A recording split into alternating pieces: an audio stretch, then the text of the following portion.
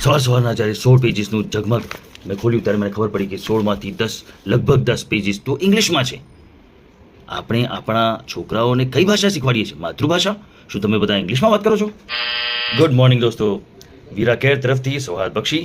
અને આજે એક અનોખી ઘટના જે મને મળી છે તે હું તમારી સાથે શેર કરું છું, right, on a very frankly basis. 10/5/2025 આજે શનિવાર, ઠીક છે. આજે અચાનક મેં ઝગમગ આપણે ગુજરાત સમાચારની જે આવે છે ને તે જોઈ. So I just tell you, total આના 16 પેજીસ છે. You can see 16 pages, right.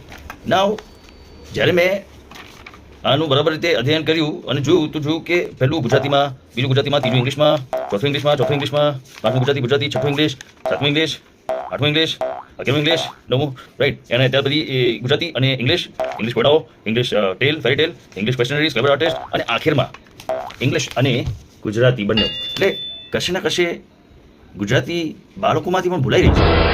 આપણે એટલા બધા અંજાઈ ગયા છે વેસ્ટર્ન કલ્ચરથી, થોડા વધારે પડતા જ, કે જેથી ગુજરાતી સ્કૂલો ઓછી થતી રહી છે અને ગુજરાતીનું ચલણ પણ ધીરે ધીરે ઓછું થઈ રહ્યું છે. What do you think? Comment below.